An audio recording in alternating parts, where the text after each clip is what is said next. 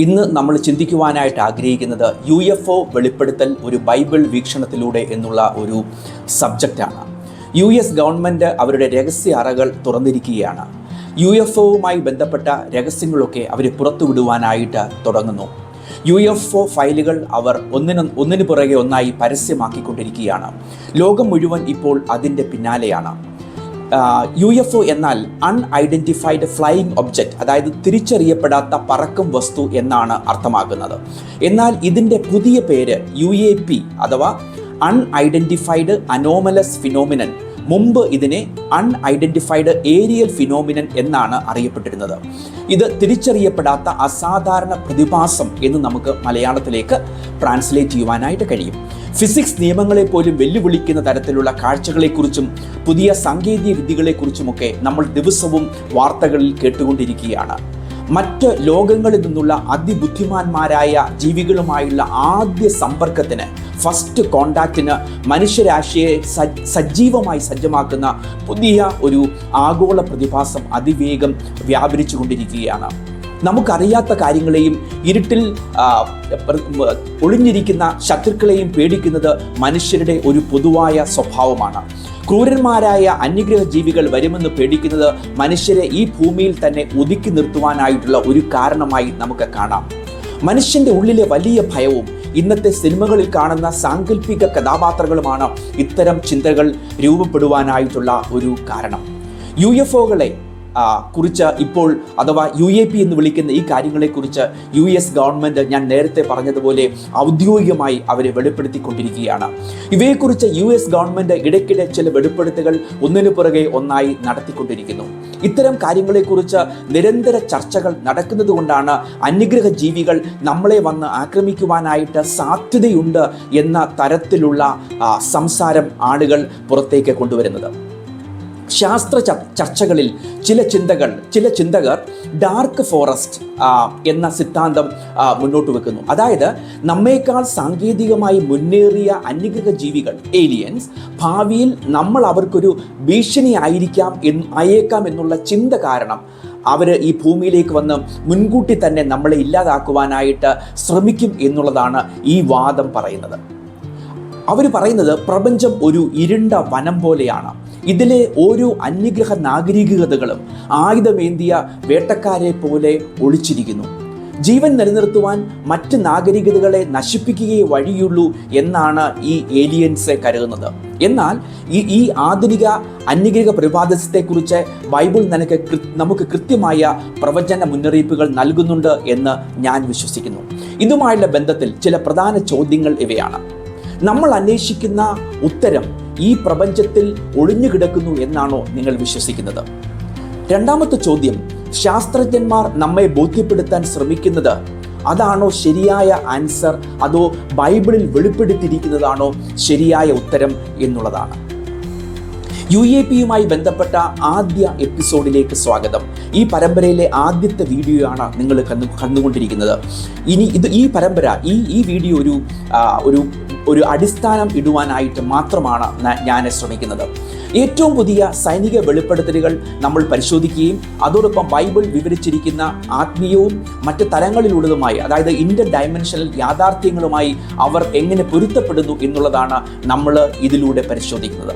ലഭ്യമായ വിവരങ്ങൾ യഥാർത്ഥമായി എന്താണ് കാണിക്കുന്നത് എന്നതിൽ നിന്ന് നമുക്ക് ഇന്നത്തെ പഠനം ആരംഭിക്കാം. സമീപകാലത്ത് സർക്കാർ വെളിപ്പെടുത്തലുകൾ പൊതുവെ മനസ്സിനെ ഭ്രമിപ്പിക്കുന്നതാണ്. ഇത് 3 വ്യത്യസ്ത വിഭാഗങ്ങളിൽ നമുക്ക് ഉൾപ്പെടുത്തുവാനായിട്ട് കഴിയും. ഒന്നാമതായി 2025 ഇന്റലിജൻസ് ഏറ്റുമുട്ടൽ, ദ 2025 ഇന്റലിജൻസ് എൻകൗണ്ടർ എന്നാണ് ഇതിനെ വിളിക്കുന്നത്. ഒരു മുതിർന്ന US ഇന്റലിജൻസ് ഉദ്യോഗസ്ഥന്റെ നേരിട്ടുള്ള റിപ്പോർട്ട്. അദ്ദേഹം പടിഞ്ഞാറൻ യുണൈറ്റഡ് സ്റ്റേറ്റ്സിലെ മുകളിലൂടെ നടത്തിയ ആശങ്കാകുലമായ ഒരു സൈനിക ഹെലികോപ്റ്റർ ദൗത്യവുമായി ബന്ധപ്പെട്ട് ഇതിനെ വിശദീകരിക്കുന്നു. അദ്ദേഹം കണ്ടത് അതിശക്തമായി ചൂടേറിയ തിളങ്ങുന്ന ഓറഞ്ച് നിറത്തിലുള്ള ഗോളങ്ങളുടെ ഒരു കൂട്ടം മുകളിലേക്കും താഴേക്കും ജ്വലിച്ചു വരുന്നതാണ്. ഈ വസ്തുക്കൾ നിലത്തിനടുത്തുകൂടി അസാധ്യമായ അമിത വേഗത്തിൽ സഞ്ചരിക്കുകയും പെട്ടെന്ന് തന്നെ ഒരു കൃത്യമായ ത്രികോണ രൂപത്തിലേക്ക് മാറുകയും അതിനുശേഷം പൂർണ്ണമായി അപ്രത്യക്ഷമാവുകയും ചെയ്തു. രണ്ടാമത്തേത് ചരിത്രപരമായ സ്ഫോടന വസ്തുക്കൾ, ദ ഹിസ്റ്റോറിക്കൽ എക്സ്പ്ലോഡിംഗ് ഒബ്ജക്റ്റ് എന്നുള്ളതാണ്. 1948 മുതൽ 1950 വരെയുള്ള കാലത്ത് ന്യൂ മെക്സിക്കോയിലെ സാന്റിയയ്ക്ക് ചുറ്റും നടന്ന 200-ലധികം സംഭവങ്ങളെക്കുറിച്ച് പറയുന്ന 116 പേജുള്ള ഒരു പുതിയ മിലിറ്ററി റിപ്പോർട്ട് പുറത്തു വന്നിരിക്കുന്നു. എളുപ്പത്തിൽ ദിശ മാറി പറക്കാൻ കഴിയുന്ന ഗോളങ്ങളെയോ അല്ലെങ്കിൽ പെട്ടെന്ന് അപ്രതീക്ഷിതമായി പറക്കുകയോ ശക്തമായി പൊട്ടിത്തെറിക്കുകയോ ചെയ്യുന്ന ഗോളാകൃതിയിലുള്ള വസ്തുക്കളെ കുറിച്ചാണ് ഈ റിപ്പോർട്ട് വിവരിക്കുന്നത്. ഇവ പൊട്ടിത്തെറിച്ച ശേഷം ഭൗതികമായ യാതൊരു അവശിഷ്ടങ്ങളും ഈ ഭൂമിയിൽ ശേഷിപ്പിക്കാതെ പെട്ടെന്ന് വായുവിൽ അലിഞ്ഞ് അപ്രത്യക്ഷമാകുന്നു. മൂന്നാമതായി നമുക്ക് പരിഗണിക്കേണ്ടത് സമീപകാലത്തെ പെട്ടെന്നുള്ള ത്വരണം, ഇൻസ്റ്റന്റേനിയസ് ആക്സലറേഷൻ കാണിക്കുന്ന വീഡിയോ ദൃശ്യങ്ങളാണ്. സിറിയയ്ക്ക് മുകളിൽ ചിത്രീകരിച്ച ഭയപ്പെടുത്തുന്ന ഒരു ഇൻഫ്രാറെഡ് വീഡിയോ ഉൾപ്പെടെയുള്ള ഔദ്യോഗിക സൈനിക ട്രാക്കിംഗ് വിവരങ്ങൾ അവർ പുറത്തുവിട്ടിരിക്കുന്നു. ദൃശ്യമായ യാതൊരു പ്രൊപ്പൽഷനും അഥവാ പ്രേരക ശക്തിയും ഇല്ലാതെ തന്നെ ചില വസ്തുക്കൾ പെട്ടെന്ന് അമിത വേഗം കൈവരിക്കുന്നതായി ഈ വീഡിയോ റിപ്പോർട്ട് വെളിപ്പെടുത്തുന്നു. ഭൗതിക ശാസ്ത്രത്തിൽ ഇത് അസാധാരണമായ UFO പെരുമാറ്റത്തിൻ്റെ ഒരു പ്രത്യേകതയായി നമുക്ക് മനസ്സിലാക്കുവാനായിട്ട് കഴിയും. ഈ സാങ്കേതിക വിദ്യ യാഥാർത്ഥ്യമാണ്. ഈ ദൃശ്യങ്ങൾ നമുക്ക് സാക്ഷ്യപ്പെടുത്തുവാൻ കഴിയുന്നതുമാണ്. ഇനി നമുക്ക് തിരിച്ചും സുതാര്യമായ ചില കാര്യങ്ങളിലേക്ക് നമ്മുടെ ചർച്ചയെ കൊണ്ടുവരാം. വിദൂര ഗ്രഹങ്ങളിൽ നിന്ന് സഞ്ചരിക്കുന്ന ഭൗതികമായ അന്യഗ്രഹ ജീവികളെയോ അല്ലെങ്കിൽ ലോഹനിർമ്മിതമായ ബഹിരാകാശ പേടകങ്ങളെക്കുറിച്ചോ ബൈബിൾ ഒന്നും തന്നെയും പരാമർശിക്കുന്നില്ല. എന്നിരുന്നാലും മനുഷ്യരല്ലാത്ത അതീവ ബുദ്ധിശാലികളായ ജീവികളെക്കുറിച്ചുള്ള വിവരങ്ങൾ ബൈബിളിൽ തീർച്ചയായിട്ടും ഉണ്ട്.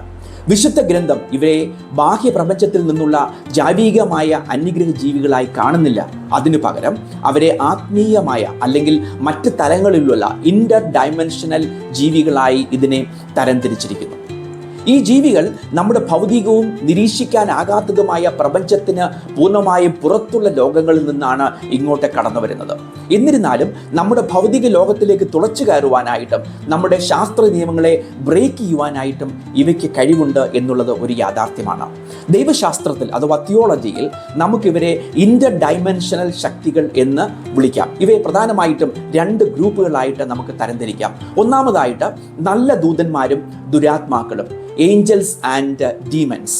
ബൈബിൾ നല്ല ദൂതന്മാരെ ദൈവത്തെ സേവിക്കുകയും മനുഷ്യരാശിയെ സഹായിക്കുകയും ചെയ്യുന്ന ശക്തരായ കാവൽക്കാരായി അവതരിപ്പിക്കുന്നു. നേരെ മറിച്ച് ദുരാത്മാക്കളെ കുറിച്ച് അവർ ജനങ്ങൾക്ക് വൻതോതിൽ ബുദ്ധിമുട്ടുണ്ടാക്കുന്ന, അതുപോലെ തന്നെ ഭൗതിക യാഥാർത്ഥ്യങ്ങളെ കൃപവുമായി ചമയ്ക്കുവാൻ കഴിയുന്ന, മനുഷ്യരെ ദോഷകരമായി ഭയപ്പെടുത്തുന്ന ശക്തികളായിട്ട് ബൈബിൾ ചിത്രീകരിക്കുന്നു. രണ്ടാമതായിട്ട് ഉൽപ്പത്തി പുസ്തകം 6-ാം അധ്യായത്തിലെ ജെനിസിസ് ചാപ്റ്റർ 6-ലെ വീണുപോയ ദൂതന്മാരെ കുറിച്ചും നമ്മൾ പഠിക്കേണ്ടതായിട്ടുണ്ട്. ചരിത്രപരമായി മനുഷ്യരാശിയുമായി ഇടകലരുന്നതിനായി അവർ അതിവരമ്പുകൾ ലംഘിച്ച് അവരെ സാധാരണയായിട്ട് ദൈവപുത്രന്മാർ, സൺസ് ഓഫ് ഗോഡ് എന്നാണ് നമ്മൾ വിളിക്കുന്നത്. അവർ ഈ ഭൂമിയിലേക്ക് വരികയും മനുഷ്യരുമായിട്ട് സെക്ഷൽ ഇൻ്റർകോഴ്സിലേക്ക് ഏർപ്പെട്ട ജയൻസ് ആയിട്ടുള്ള നെഫിലീംസിനെ അവർ ഈ ഭൂമിയിൽ ഉണ്ടാക്കിയതായിട്ട് നമുക്ക് മനസ്സിലാക്കാനായിട്ട് കഴിയും. ഈ പുരാതന സംഭവം പലപ്പോഴും UFO വെളിപ്പെടുത്തലുമായിട്ടും ജനിതക വ്യതിയാനങ്ങളുമായിട്ടും ബന്ധപ്പെട്ട് ആൾക്കാരെ വ്യാഖ്യാനിക്കാറുണ്ട്. ഒരു കാര്യം വളരെ ശരിയാണ്. മറ്റ് തലങ്ങളിൽ നിന്നുള്ള ഈ ഭൂമിയിലേക്കുള്ള ഇടപെടൽ അഥവാ ഇന്റർ ഡയമെൻഷണൽ ബീയിങ്ങിൻ്റെ ഇടപെടൽ ഒരു പുതിയ കാര്യമല്ല എന്നുള്ളത് ഒരു യാഥാർത്ഥ്യമാണ്. UFO പ്രേമികൾ പലപ്പോഴും പുരാതന ബൈബിൾ ഗ്രന്ഥങ്ങളെ ആദ്യകാല അന്യഗ്രഹ ജീവികളുടെ സമ്പർക്കങ്ങളുമായിട്ട് ബന്ധപ്പെട്ട് ചൂണ്ടിക്കാണിക്കാറുണ്ട്. ഉദാഹരണത്തിന് എസെക്കിയേൽ പ്രവചനം 1-ാം അധ്യായത്തിലെ എസെക്കിയേൽ ചാപ്റ്റർ 1-ലെ ദൈവത്തിൻ്റെ രഥങ്ങൾ, ദ ചാരിയറ്റ്സ് ഓഫ് ഗോഡ്, ഒരു എക്സാമ്പിളായിട്ട് അവർ പറയാറുണ്ട്. ഇത് ഹീബ്രു പാരമ്പര്യത്തിൽ മെർക്കബ മിസ്റ്റിസിസം എന്നാണ് സാധാരണ അറിയപ്പെടുന്നത്. എസെക്കിയേൽ പ്രവാചകൻ ജീവനുള്ള ചില ജീവികളെ കണ്ടതിനെക്കുറിച്ച് അത്ഭുതപ്പെടുത്തുന്ന ഒരു വലിയ ദർശനം വിവരിക്കുന്നു. അതിനോടൊപ്പം തിരിയാതെ തന്നെ ഏത് ഭാഗത്തേക്കും പെട്ടെന്ന് നീങ്ങാൻ പറ്റുന്ന, ഒന്നിനുള്ളിൽ മറ്റൊന്നായി തിളങ്ങുന്ന ലോഹ ചക്രങ്ങളെക്കുറിച്ചും ഈ ഒരു ദർശനം വെളിപ്പെടുത്തുന്നു. ഈ ദർശനത്തിൽ കണ്ട ജീവികൾക്ക് 4 മുഖങ്ങളുണ്ടായിരുന്നു. മനുഷ്യന്റെ മുഖം, സിംഹമുഖം, കാളമുഖം, കഴുകന്റെ മുഖം.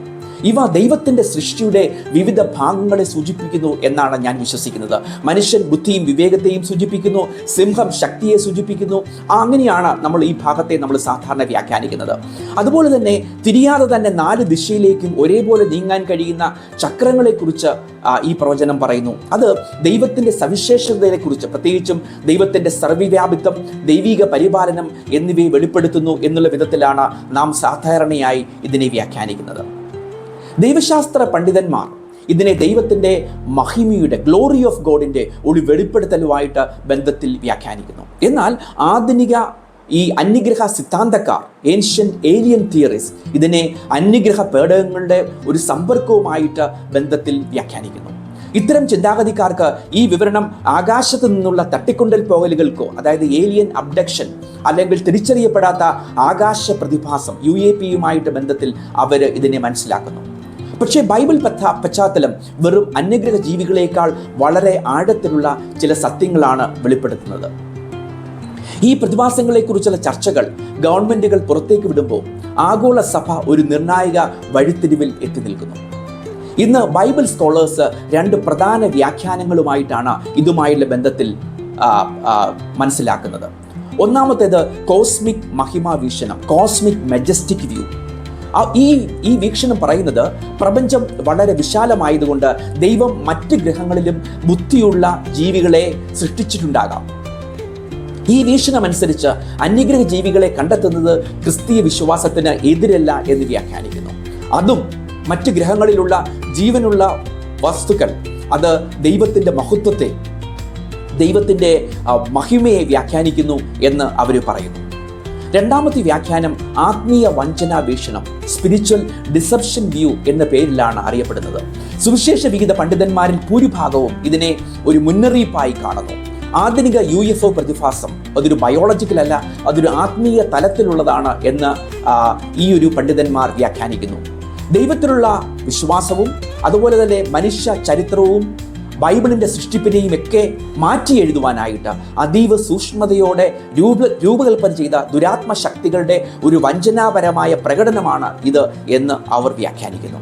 വ്യക്തിപരമായി ഞാനും ഈ രണ്ടാമത്തെ വീക്ഷണത്തെ സപ്പോർട്ട് ചെയ്യുന്നു എന്നുള്ളത് ഞാൻ നിങ്ങളുമായിട്ട് പങ്കുവയ്ക്കുവാനായിട്ട് ആഗ്രഹിക്കുന്നു. അന്ത്യകാലത്തിൽ വഞ്ചനയുടെ ആത്മാവ് ശക്തമായി പ്രവർത്തിക്കുമെന്ന് ബൈബിൾ നമുക്ക് മുന്നറിയിപ്പ് നൽകുന്നു. അടുത്ത പരമ്പരയിൽ നമുക്ക് ഇതിനെക്കുറിച്ച് കൂടുതലായി ചിന്തിക്കാം. ദൈവം നമ്മളെല്ലാവരെയും അനുഗ്രഹിക്കട്ടെ.